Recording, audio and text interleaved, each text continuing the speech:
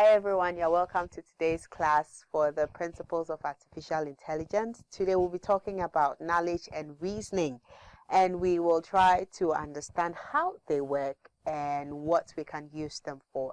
So when we talk about knowledge and reasoning, let's do a pseudo-hypothesis, not an actual scenario. If you have a very good program that can play with a human being on chess, that program doesn't have the ability to look at the chessboard and see that this same chessboard can be used for checkers as well. Checkers is like, in our sense, draft, okay? But it is the same board that is used. If it is a human being, the human being will be able to identify the difference between the two different games, even though it is the same kind of board. And that is the kind of reasoning that we want to look at today and see how it works. When we talk about reasoning, we are simply talking about the act of drawing conclusions or making inferences. How do we do that? Merriam-Webster says that reasoning is the power of comprehending, inferring, or thinking, especially in a rational way. Usually, since we talked about search earlier, when you want to take a decision or you want to solve a problem, you try to look at the various options you have. And based on the way your thinking patterns are, or based on what you want to achieve, you can logically weigh your options and then choose one. Now, before you choose one, or the process of weighing the options, that is where reasoning comes in. You need to decide what it is you want. You need to look at the facts before you, and then you draw a good conclusion. So, when we talk about knowledge and reasoning, again, we are trying to use that to enable agents to cope with complex environments. An example of a complex environment will be how to schedule around the world trip. You would need to know the times that you can start your travel. You need to know the available flights. You need to know how long those flights are. You need to know flight cost. You need to know the particular airlines. You need to know the places that you can transit. You need to know how much time you have on your hands. When you have all this information, you can sit down and then say that based on A or B, you can therefore do C. That is the kind of inferencing we are talking about. We also use knowledge and reasoning to help agents deal with partially observable environments. As we said previously in the earlier classes, a partially observable environment is one that some aspects of the states of the environment are hidden. And so, at a glance, we don't know everything there is to know about that particular state or that particular environment. We need to look at what is before us and then try to predict what could be or what has been, and based on that we take decisions in trying to move forward. So knowledge and reasoning help agents to handle complicated tasks like understanding natural language.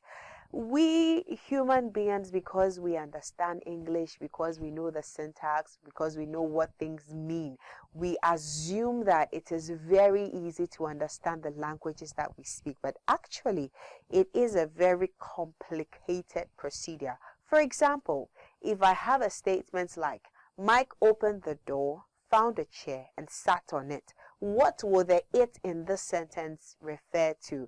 A human being will logically infer that you don't sit on doors, or you don't sit especially on open doors, and so the it has to be the chair because there are two objects in this sentence.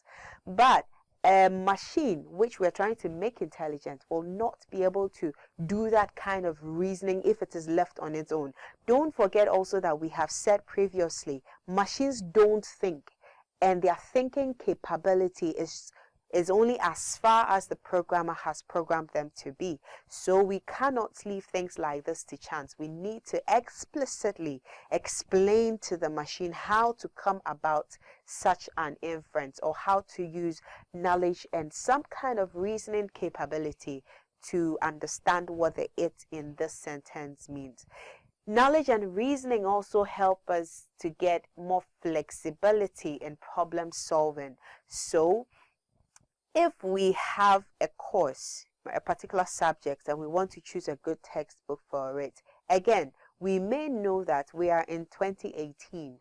Textbooks that were written in 1985 may not be very appropriate for an IT related course, because we know that IT has made several advances, and so we can't use knowledge from 1985 to be solving a problem in 2018.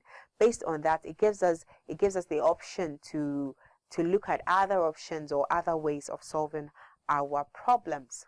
When you talk about knowledge and reasoning, we are also talking about an essential ability to be intelligent. Remember, in the previous classes again, we looked at a number of factors that allow us to see that an agent is now behaving intelligently. The two main things that you would need would be a knowledge base and then an inference engine. A knowledge base is like a database, like a data store that has all the information that we can possibly gather on a particular subject. So we can, if we say cancer, for example, we can accumulate data on the different types of cancers, how they are treated, how they come about, any kind of palliative care, anything at all, everything that there is to know about that. Just putting that data together gives us the knowledge base. When you talk about the inference engine, it could be in programming a large set of if-then conditional sentences, so that we can have a large set of nested ifs. If this, then that, or if this, then that, or if that, then that. If this and this are true, then we can say that this and this are true. That sort of gives us a chance to emulate how the human mind works, how the human being thinks. So you need these two things to effectively implement knowledge and reasoning.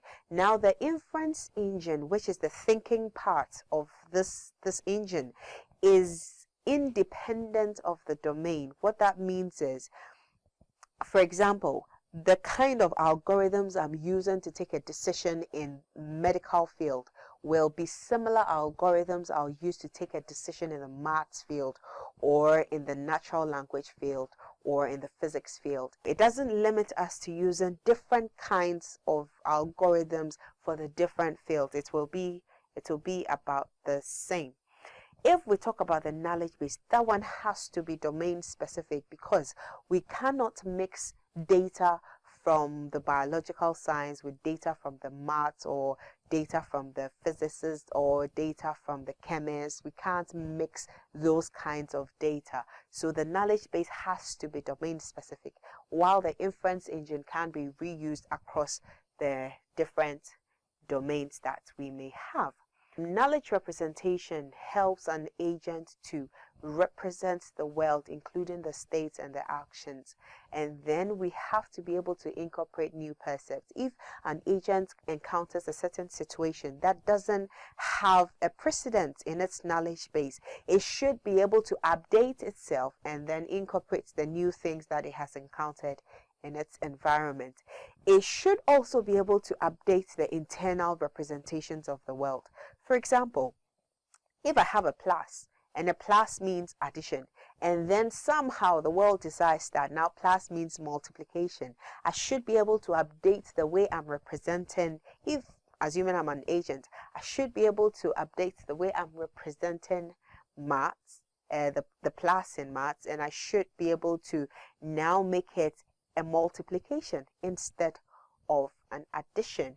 And then when we look at the facts before us for any particular state, we must be able to deduce or predict or sort of see how the hidden things or the hidden parts of what we can't see are or will be. That helps us to progress. And then we should be able to deduce appropriate actions to take for any particular scenario in any kind of state. The knowledge representation scheme that an agent uses, or let me say that a programmer allows an agent to use is crucial for the success rate of that particular agent's reasoning. So, to do that, the representation scheme has to be expressive. That means that we must be able to represent as much of the world as possible. We should, if you take our normal world, for example, virtually everything is represented by something. So we have a tree, we have a car, we have lights, we have fog, we have sand, we even have air, we have water. All those things are represented. There are things in the world. There are new discoveries in the world, yes. But if you want to create an intelligent world for your agent to be successful, you need to be able to let it understand what everything in its environment represents. And that means that your scheme cannot be non-expressive. Then it has to be precise.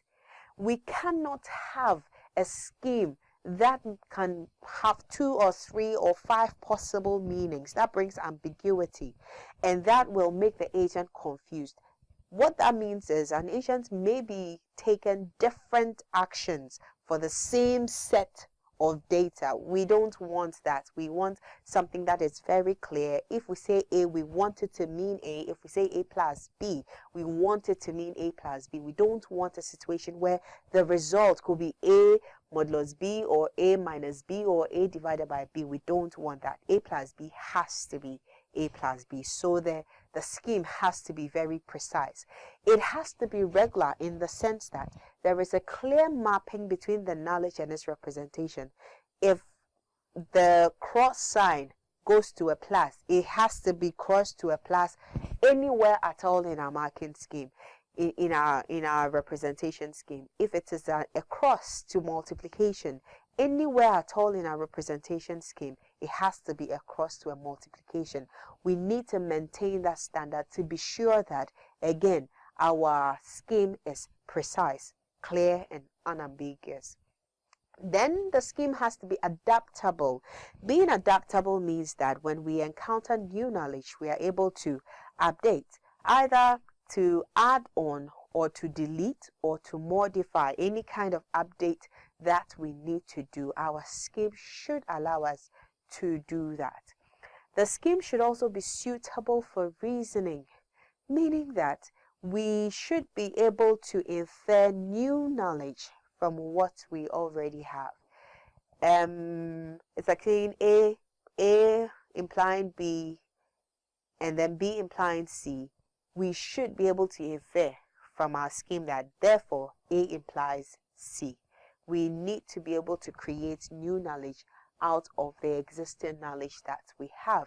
It has to be computationally attractive, meaning that we don't want a scheme that becomes a white elephant. We want a scheme that we can actually use. There are some schemes that become impracticable to use. So if we don't have one that we can easily use, we can easily implement, it doesn't make us desire to use that particular scheme. Meta-level reasoning, meaning that the scheme should be able to represent knowledge about knowledge, and then we should have an aspect of the scheme that is able to represent qualitative data. Thank you very much for your time. Don't forget to drop your questions if you have any, and we will come back with the concluding part of this lecture.